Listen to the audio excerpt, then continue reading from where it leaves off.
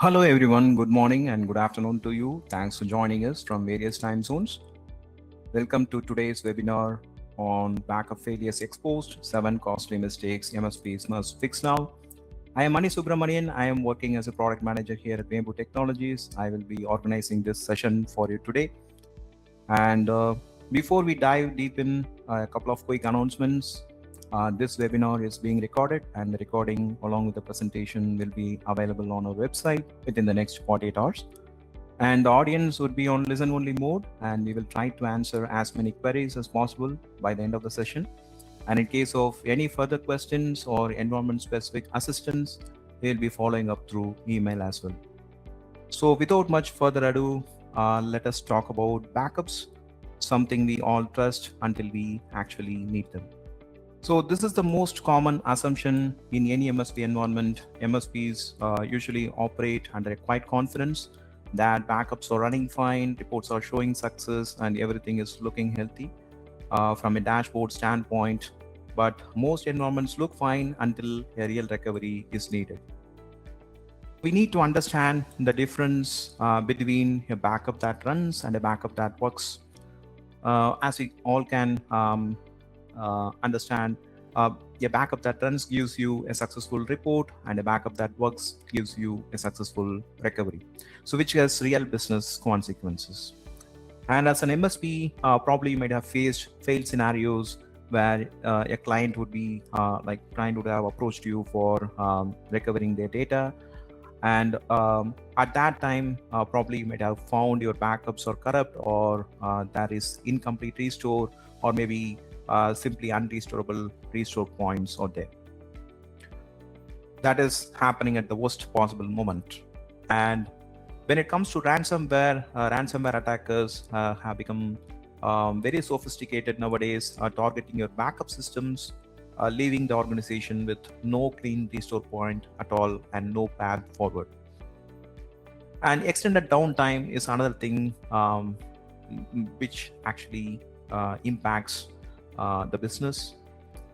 That means a slow or failed recovery actually gets translated into lost revenue, broken SLAs, and also broken client trust. So the hard truth we all need to understand at this point is that the backup success is never equal to recovery success.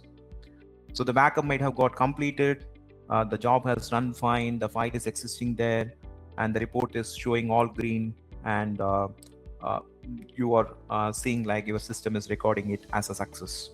But when it comes to recovery, things change. The file is corrupted, the snapshot is incomplete, and the restore can hang up at any point, and the data you needed is simply gone. So this is the reality that dashboards don't show you often. So what we learn in today's session is the 7 costly mistakes you should be knowing as an MSP, and how we can identify the gaps and how you can fix it immediately, and some of the real world failure patterns you should be knowing of for a better understanding of this. So the first mistake is there is no recovery testing which is in place. As an MSP, probably you may be taking backups regularly, daily, hourly, or every few minutes, and you see like the schedule is solid and the retention policy is configured. So on paper, the environment is fully protected. But we need to ask this question. When was the last time anyone actually ran a restore? Not a partial file recovery, but a full end-to-end test of your system, whether a system can be brought back from your backup which is in place. So if the answer is yes, then we are safe. And if the answer is no, we need to understand that we don't have a real backup, we just have an assumption. So the gap is only the backup completion is logged, but the recoverability is never validated. And organizations discover the problem only when they need recovery the most. And the fix is you need to schedule regular documented recovery tests at minimum quarterly or ideally monthly across at least the critical workloads. And we need to log the results, and it is always better that you also track the recovery time to meet your recovery time objectives for your client. And the second costly mistake is having a single backup location. Having all the backup data in one location, whether it is on premises or in a single cloud bucket or on a single device, that is actually going to create a single point of failure that can wipe out your entire safety net in just one event. It can be a hardware failure, a ransomware attack, or any natural disaster, or even an accidental deletion, accidental manual deletion. So the takeaway is one copy means one point of failure. So if the location is failing for some reason, or it's compromised, or becomes inaccessible, there is no fallback mechanism. And as an MSP, you will feel there is no redundancy at all. There is no recovery possibility in that case. So the 3-to-1 rule exists for a reason. So as you probably might have already heard it, 3-to-1 stands for 3 copies of data on 2 different storage media. It can be a block storage or it can be object storage, and 1 copy offsite. So this isn't just an optional best practice. It is a baseline for real resilience. And the next step forward is the 3-to-1-1 rule, which means 3 copies of data on 2 different media types, and with 1 copy offsite, and also 1 more copy that is offline or air-gapped or immutable. So this will give you ransomware resilience. This will add to your ransomware resilience on top of the baseline, which is 3-to-1. And the next step forward is the 3-to-110 rule. So which means 3 copies of data on 2 different storage media with 1 copy offsite and 1 offline air-gapped or immutable copy. Along with that, all copies should be verified as recoverable with 0 failures through regular testing. So this is the gold standard for environments with a 0 tolerance for failures. So the takeaway is 1 copy is not a backup, it is just a risk. So you need to have multiple copies as we were discussing. So the third mistake is having a static storage planning for a dynamic environment. As an MSP, probably you might have planned for storage sizing at the deployment time, and on a particular day you find all the backups are running fine and everything is perfect from a dashboard standpoint. And later we realize the data growth, which can be new virtual machines that can be added to your environment, and databases can keep on populating data, and transactions can happen. Multiple transactions can happen in a day, like populating data as well as the logs. And endpoints can get added, several servers can get added without your knowledge as well.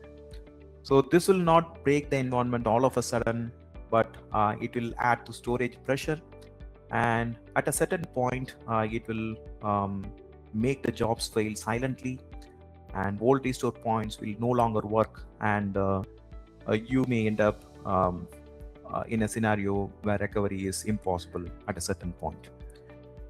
So the key takeaway is the backup environments don't always stay static. It is completely dynamic, and our planning should also be fully dynamic. And ransomware protection is very important. The mistake number four is having no ransomware protection in place.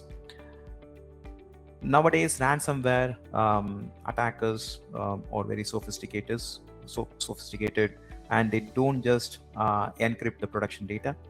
They are actively seeking out and destroying your backup repositories first, ensuring that there is no restore point to fall back on. If your backups are reachable or writable or deletable for some reason, they are going to be the first target for your ransomware attackers. And without immutability, backups can be overwritten and they can be deleted by an attacker, and this will give you zero protection once the environment is compromised. So immutability becomes inevitable in such scenarios. And without isolation, if the backups are not isolated from the production systems, they will get exposed to lateral movement and also ransomware propagation.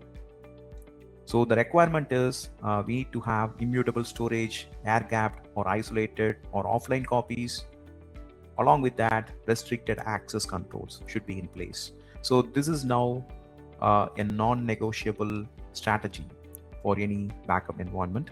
So if the backups can be changed or deleted, they can never be trusted. So you need to have proper ransomware protection in place. And the mistake number 5 is misaligned RTO and RPO. RTO, as you'd be knowing, it is the recovery time objective, and RPO is the recovery point objective. These are not just technical configurations, they are actually business commitments. When the technical backup setup is in aligning well with the actual business needs, the result is going to be a disaster. So the recovery time objective, how long can the business tolerate being down? So if, for example, if your backup method is taking, say 8 hours to restore, and the client is expecting just 2 hours for a recovery, the RTO is 2 hours for them, that's a broken promise. Similarly, in case of RPO, it is all about how much data loss is acceptable by the business. And daily backups mean up to 24 hours of data loss. So if you're taking a backup daily, that means it can be 24 hours of data loss. If the client is expecting hourly protection, that means there is a critical misalignment with their requirements. So the takeaway is backup is technical, recovery is business impact. You need to make sure both speak the same language. And the mistake number 6 we are going to talk about is trusting the success reports blindly. When backup jobs report a success, it usually means it's actually based on whether the data was returned to the target and not whether the data is actually recoverable. So trusting the dashboard blindly isn't something very helpful. So the corruption can occur silently, metadata can be incomplete, the snapshots can be inconsistent, and the dashboard will not show everything upfront. So what success means here is that the backup job got completed without a fatal error and the data was transferred, and that's it. And recoverability is not part of the definition itself. What it should actually mean is it should be verified restorable data, and the data integrity should be validated and confirmed recoverability via periodic restores, and not just the job completion logs. So a green check mark always doesn't guarantee you a recovery. It just means the job ran fine. And the last mistake, mistake number 7, which we are going to talk about today, is poor monitoring and visibility. As we all know, failures don't always announce themselves loudly. Jobs can fail silently, and replication lags can grow unnoticed, and storage can get filled up gradually for days or weeks or months before anyone notices. So failures can go really unnoticed unless and until you have some kind of a proactive alert mechanism in place. You wouldn't be able to actually catch those failures. And lack of unified visibility is also another thing that adds to the disaster. As an MSP, all you need is a centralized cross-environment view of all your backups and restore operations. So if that is not there, if you don't have a centralized visibility, that is going to add to the complexity of managing your environment. So the takeaway is you only discover the problem when it is too late. Failures can go unnoticed for days or weeks or months. And finally, when we realize that it is already time before we do a successful recovery. So these are some real scenarios across MSP environments. What we are seeing is a failure pattern that is remarkably consistent. It's rarely about missing backups. It is about backups that are existing fine but cannot deliver for some reason. When they are called upon, backups just don't work. So there are like 3 different possible scenarios which are very common in MSP environments. First is a backup can exist, but the recovery simply fails. In this case, data was written successfully, but when a restore is attempted, files are either corrupt or incomplete, or the recovery process simply errors out entirely. So this is one scenario. And another scenario is backups are available, and you can also restore it, but the restoration is very slow. The backup is intact and valid, but it can take up to 12 to 24 hours for a workload that should be online within 2 hours. That is the expectation, but it is not meeting the expectation. And the third scenario could be backups are intact but unusable. So in this case, there can be hardware or hypervisor level changes or configuration changes that has happened, and when you try to recover it, it is simply not getting recovered. Okay, so the issue is rarely the missing backups. It is all about unreliable recovery. And these are some real world failure patterns. These are some real world examples. One was the GitLab incident, which happened back in Jan 2017, when backups were present there, but recovery was not possible at the worst moment. It all happened because of a human error. Human error actually wiped the production data, and the backups existed there, but that too, multiple copies existed across different platforms, but everything failed during a recovery. So this actually resulted in a permanent data loss. And the takeaway is that backups actually existed, but backups that run are not the same as backups that work. This is the takeaway. And another thing is, there was a primary cloud provider, which is related to UniSuper incident, which happened back in May 2024. The primary cloud provider made an accidental deletion of their account, and both the primary data as well as the backup copies were affected, and recovery was still possible because they had a backup with an independent provider. So fortunately they had a backup, and that's why they were able to recover it from another provider. But still it caused extended downtime. So the takeaway is redundancy within the same platform isn't enough. Okay.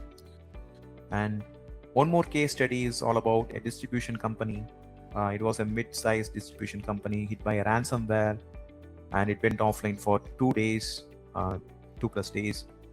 And every component, including the VMware host, the domain controllers, application servers, and backup repositories, they all shared the same SAN storage array, but there was no air-gapped copy or no offset copy, no immutable snapshots. So when a ransomware came and attacked the production data, it encrypted the backups along with it. So there was no viable recovery path, and they had to pay a ransom. So the takeaway is, if your backup infrastructure shares a failure domain with your production, you don't have a backup, you just have a second copy of the same problem. And as an MSP, what you can do right now is you need to build environments where recovery is tested, protected, and confirmed, not just assumed. And how you can do is, regular recovery testing is important. You need to schedule your backups and document your restore tests across at least the critical workloads, and validate the recoverability and not just the job completion status. And multiple backup copies are important. So you need to have a 3-to-1 strategy in your environment for better protection. And improving recovery time as an MSP is very important. Clients don't measure the downtime in backup job counts. It is going to be in terms of lost transactions, broken workflows, and reputational damage. So it is very important that the speed of recovery is taken care. So you need to have a backup and disaster recovery software which gives you instant recovery options. You can instantly boot it up and then the recovery should be performed within a few minutes and not hours. And another thing is the pre-planned infrastructure is important. You need to have all the target recovery environment planned in advance and not improvising at the last minute. So this will give you certain recovery. And periodic recovery drills are also important. You need to have regular recovery drills, and also we need to note down the time taken for each and every recovery. So how long it's going to take for a recovery to meet the recovery time objectives. So recovery speed determines the business impact. So plan for it before you need it. Finally, it is all about business continuity focus. Your clients don't attend backup status reviews. All they care about is if their business is running fine or not. Okay. Well, so they care about just the uptime. They care about just the accessibility and the ability to serve their customers without any interruptions and the SLA compliance. So as an MSP, you must plan to speak the language of business impact in terms of RTO and RPO. You should document all the recovery capabilities from your side before a disaster strikes. So backups protect data and recovery protects your business. We need to know the difference and we need to deliver both to the clients. So the final thought is the worst time to test your backup is during a disaster. So every backup environment will look fine until it doesn't. Organizations that can recover fine aren't just lucky. They are the ones who tested before the crisis. They have closed the gaps and planned for the failure scenarios. And the 7 mistakes which we covered today are all preventable. And the question is whether we are going to act now or after an incident forces us.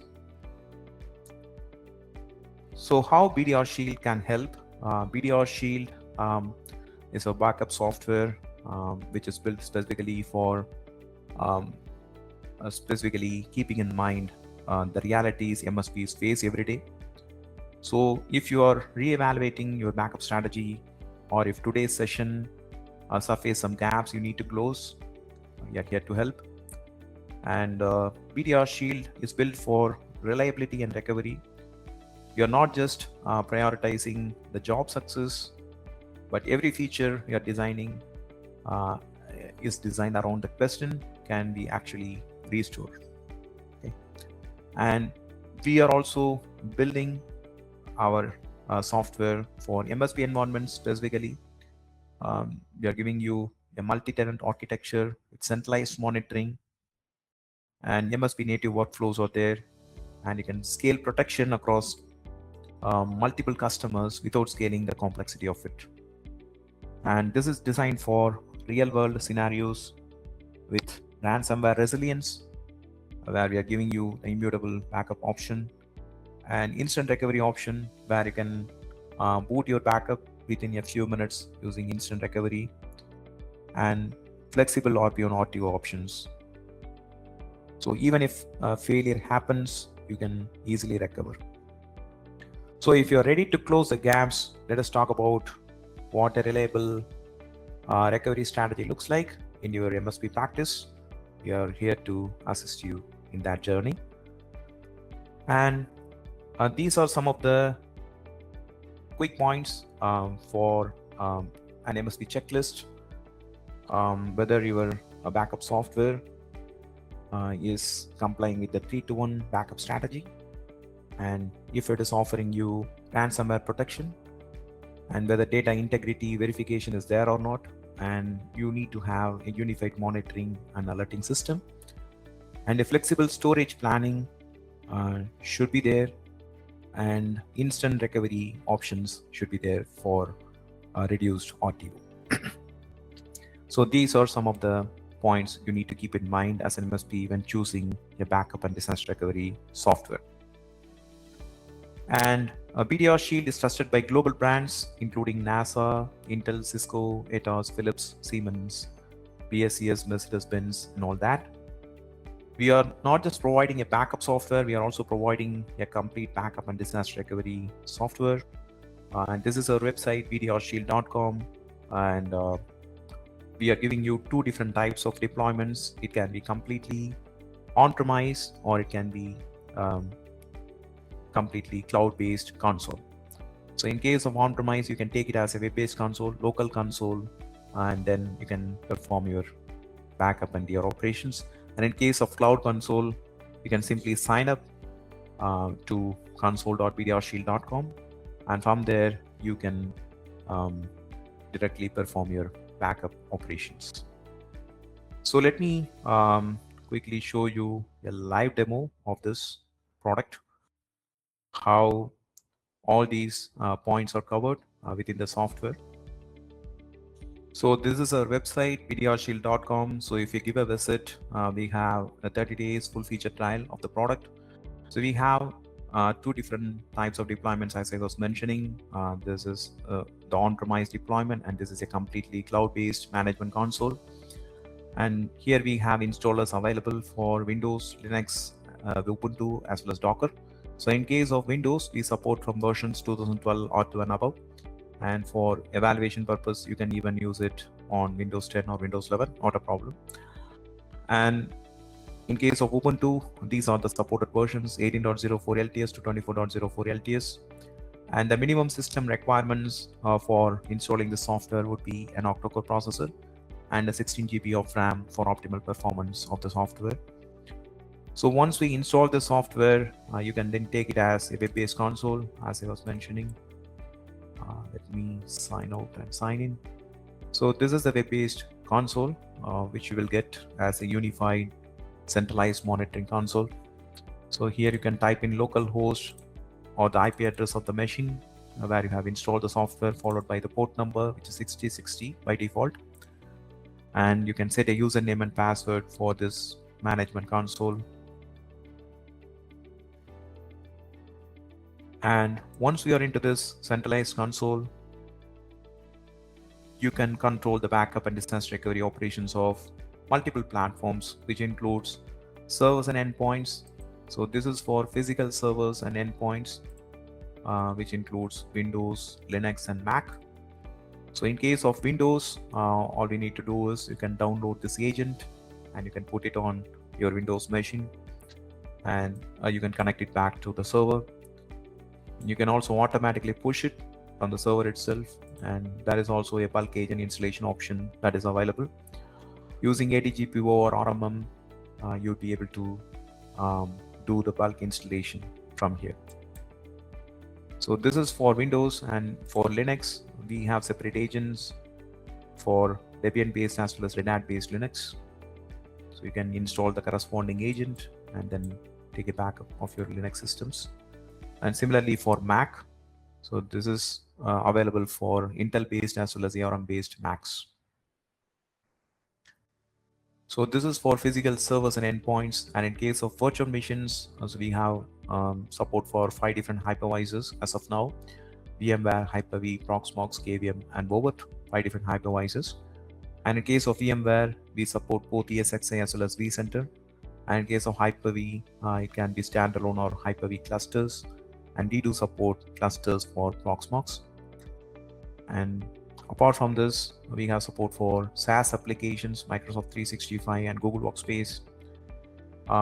In case of Microsoft 365, we have support for taking backups of your mailboxes, calendars, contacts, SharePoint, Teams, as well as OneDrive items.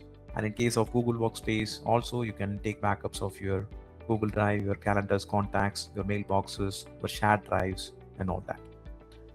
And 3 different databases are currently supported with the on-prem version, like SQL Server, MySQL, and Postgres. And a NAS or file share backup is also available with this. Any NAS device, irrespective of the brand, can be taken as a backup. And cloud workloads, we have support for AWS EC2 instances and Azure VMs, which can be taken as a backup. And then you can send the data to your on-prem storage, and even if there is a cloud outage on AWS or Azure, you don't need to worry. You can always bring back the data from your on-prem storage.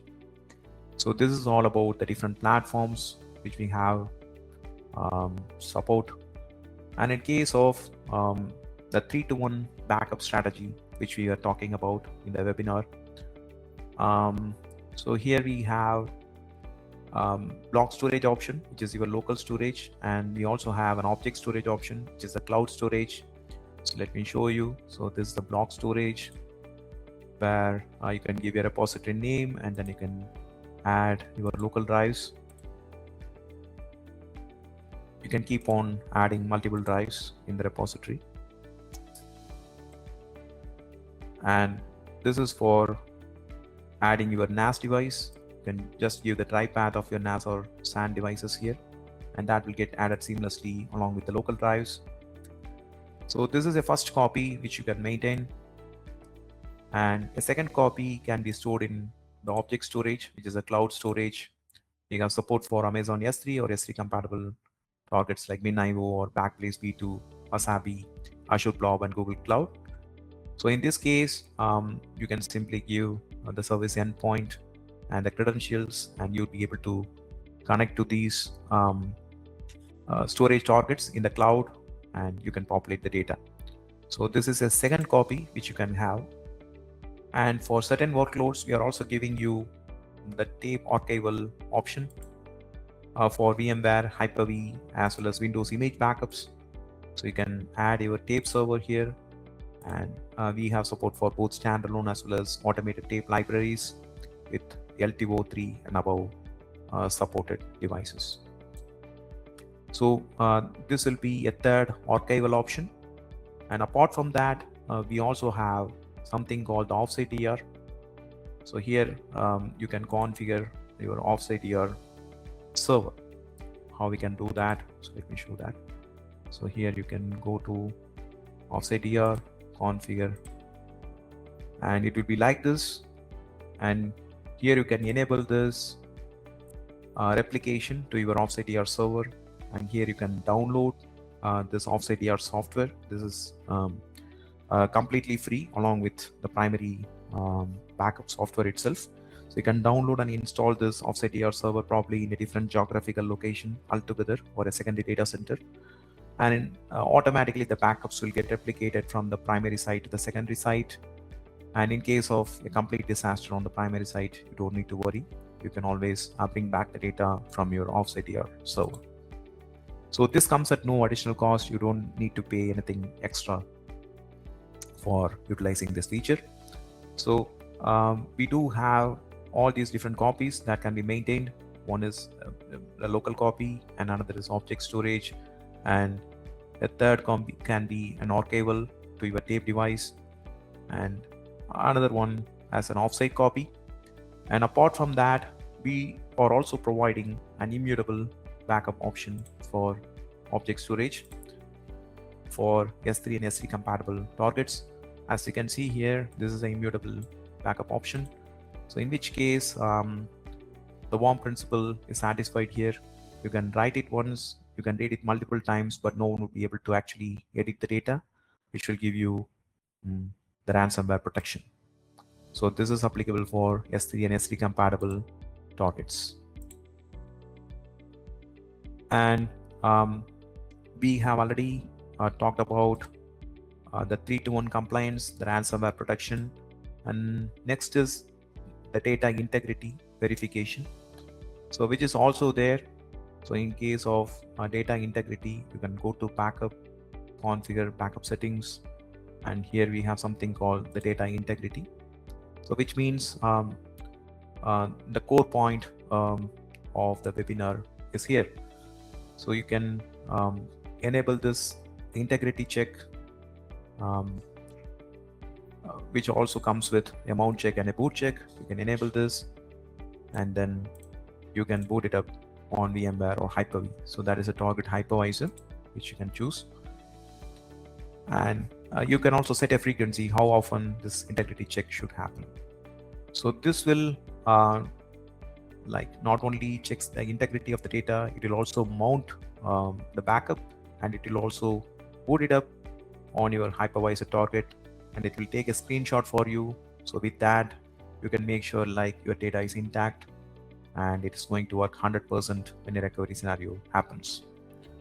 So, and here we have this data integrity report. So under reports, you have this data integrity, so which will show you the success or failure status, whether it is mounting fine or not, and also it will take a screenshot after a boot, after a successful boot. So this means you also have this 3-to-1 and then ransomware protection and data integrity verification, which adds to 32110. And unified monitoring, as you can see here. So we have everything under this dashboard. So this is a unified dashboard where you can see the infrastructure that is added, and this is the protection overview, like out of your different workloads, how many workloads are protected fine here, and what is the success, failure, and warning scenarios for your workloads. And this is some of the backup gaps. So in case you have configured a backup but it has not run successfully yet, it will show up. And also if you have configured a backup but it has not run yet, it will also show up here. And this is some top usage based on backups, or it can be based on the machines. What is the top usage? From this you will have an idea, you can plan for a dynamic environment, like the storage planning part can be taken from here. And backup repository, so this will also give you an overview of whether the block storage is used more or the object storage is used more. It will give you the usage. And this is the last 24 hours of backup activity. Okay, so you can see the success status of your last 24 hours. And if any jobs are in progress, it will like show up from here. They will run. And this is just the agent status, whether it is connected or disconnected, and if the backups are going to run fine or not. And this is the updated status, whether the versions are up to date or not. Okay, so it will give you all the status, and this is kind of a unified monitoring dashboard. And apart from that, the instant boot recovery option. So before that, I will give you a quick overview of how you can configure backup. So after adding your inventory here, and also the storage, you can go to backup and configure a backup. Here we have, for example, taking a backup of virtual machines, VMware backup, for example. You can select a storage repository, and then the hypervisor, server proxy for the hypervisor. And here you can like get along with selection of your host. So let me show you from here. Right.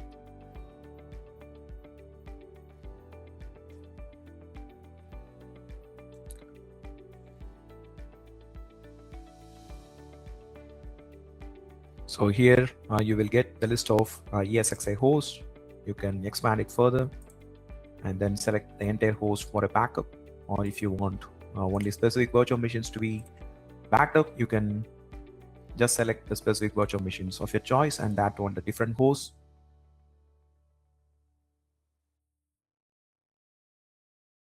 Then you can exclude certain virtual machines or certain disks if you don't want them to be taken as a backup.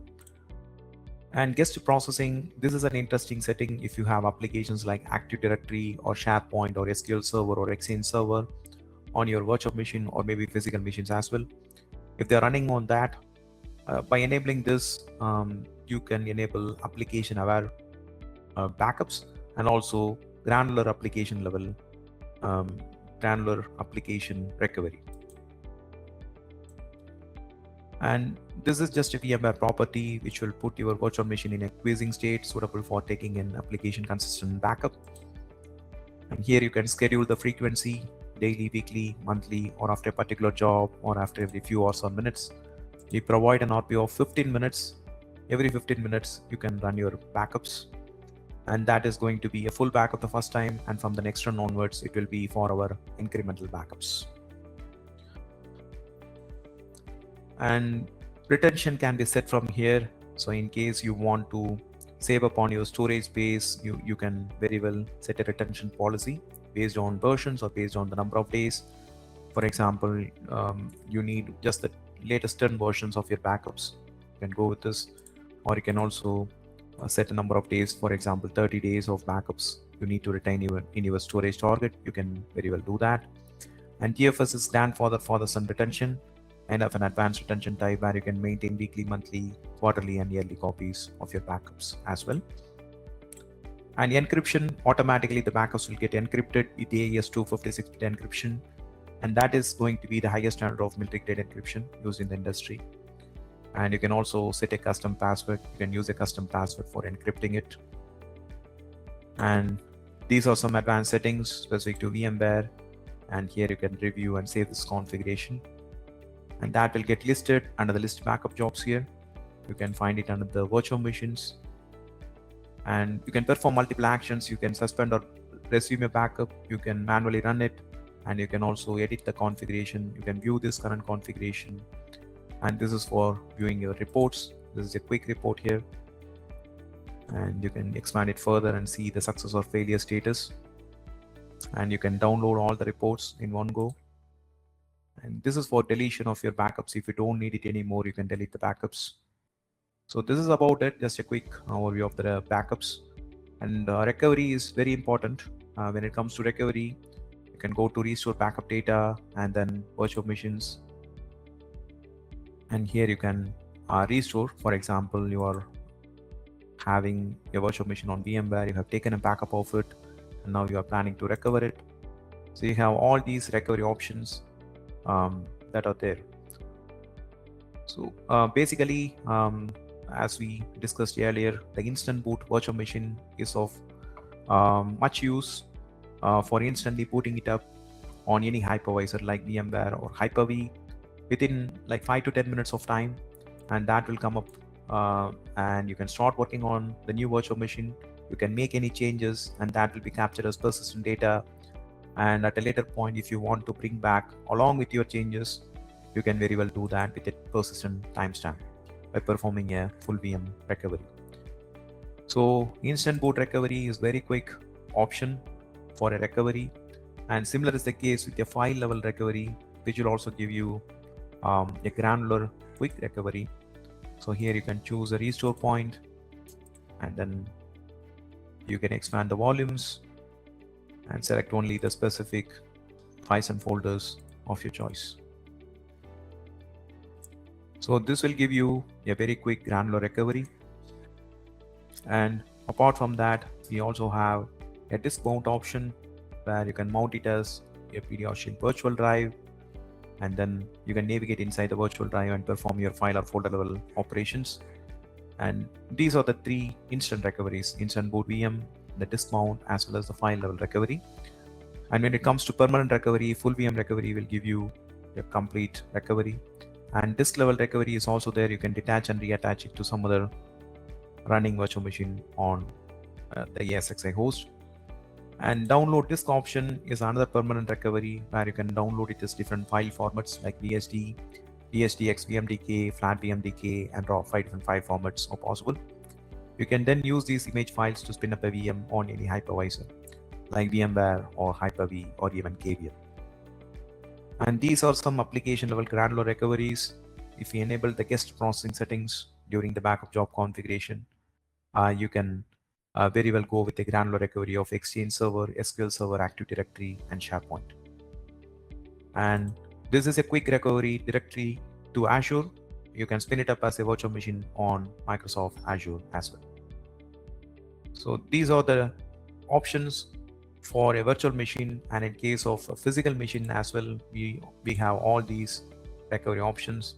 So in case you want to recover a physical machine, even you can convert this physical machine to a virtual machine. P2V conversion is possible, and then you can instantly put it up as a virtual machine. So this is a quick option.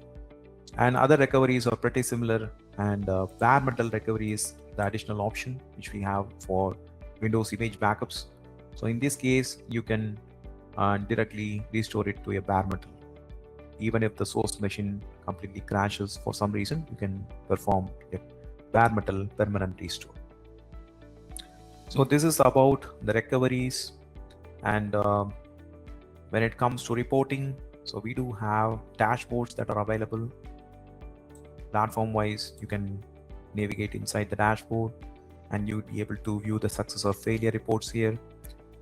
And there is also a calendar view from where you can see the success and failure runs for each and every day. You can click on this further and then you can see the success status along with the original size, the compressed size, the size reduction, and all that. And this is a job level view, and this is a machine level view, and these are the calendar views. Okay, this is a date wise run, and these are some missed backup schedules. If there is any missed backup schedule, you will be able to see the report from here. So there is less possibility of missing it out, and you will also get a notification. Okay, so you can also get a notification. So you can go to reports, audit alerts, and here we have this email reporting. You can configure your SMTP settings and get notifications for both success and failure scenarios to multiple recipients. For each and every backup operation, you can get it as a report. So this is all about it when it comes to like managing your backups and also performing a recovery using VDR Shield. It's a pretty simple and straightforward process. And from a management standpoint, we are also providing you a co-branding option. As an MSP, you can upload your company logo and also update the company name, support and documentation and all that. And we are also providing the multi-tenancy feature. As an MSP, you can create multiple tenants for your customers. You can manage all your customers under tenants, and then you can enable them web access and provide them read-only or recovery privileges. With read-only access, your customers will be able to log in and monitor the reports, the success and failure status of it. They can themselves do that. And with the recovery access privilege, they would be able to even perform a recovery themselves without your assistance. So in case you want to delegate that, you can very well do that as an MSP. And everything is like going to be enhanced as well from a multi-tenancy standpoint. We are going to add even extra features like self-service backup option. So in which case, even your users will be able to directly configure a backup. So this is all about it at a very high level. And in case of the cloud management console, here you can go to console.vdrshield.com, and all we need is the basic details of your company, and then you can sign in and then take control of your backups without even installing the software. The interface is going to look very similar, just like this, and you can sign up and then simply sign in and take control.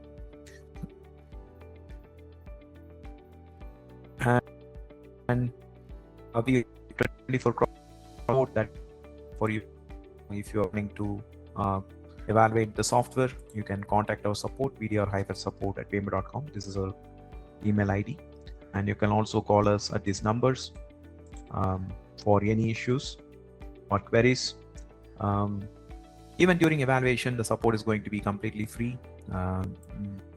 We are giving you a 30 days trial of the product, and you can simply try it out at your convenience and get back to us with any queries as and when you need it. And at a very high level, we have completed the checklist for an MSP. And when it comes to support, so you can start the trial with this link. And if you have any questions, please feel free to ask, and I'm here to assist you. I'm just waiting for your questions, and I do receive some of the from the audience. We are just trying to answer. So please feel free to ask any question if you have any queries related to your environment, and if you want to know a strategy for your backups. And we will wait for 2 more minutes for receiving any further questions from the audience. Please don't hesitate to reach us for any queries related to your backup strategy. We are happy to assist you, and we can also provide you a 30 days full feature trial for both the on-prem version as well as the cloud version. If you want to try both, you can very well do that.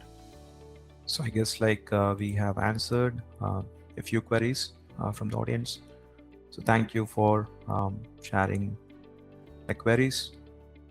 And for any further questions, you can always write back to us related to sales. You can write to us at bdr-sales@vmware.com for any partnership inquiries or sales.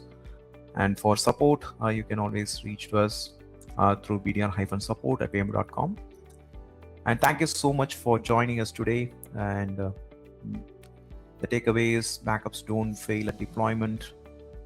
They usually fail at the recovery. So test it early and test it often, and we are going to be safe. So thank you so much and have a wonderful day. And thanks once again, all of you. Definitely. So we'll be sharing the slides. Post this. Thank you so much. Thank you. So we will be waiting for further queries through email as well. Thank you so much. Thank you.